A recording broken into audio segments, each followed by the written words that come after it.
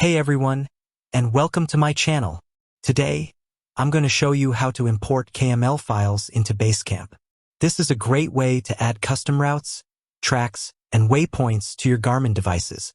Before we get started, let's talk about what KML files are.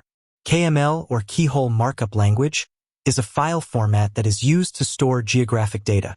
It can be used to store a variety of information, such as GPS coordinates, elevation data, and place marks. KML files can be created using a variety of software programs, such as Google Earth and BaseCamp itself. You can also find KML files online, such as on websites like OpenStreetMap.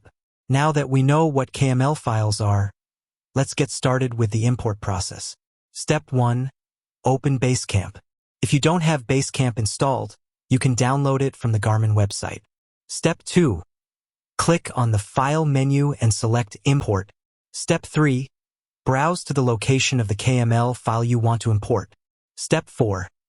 Select the KML file and click Open. Step 5. The KML file will be imported into BaseCamp. Step 6. You can now view the imported data in BaseCamp. That's all there is to it. Importing KML files into BaseCamp is a simple process that can be done in just a few steps.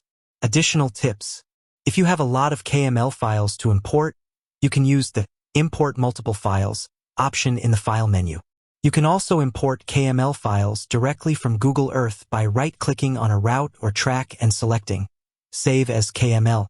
If you're having trouble importing a KML file, make sure that the file is not corrupted. I hope this tutorial has been helpful. If you have any questions, please leave a comment below. And with that said, thanks for watching, and I'll see you next time.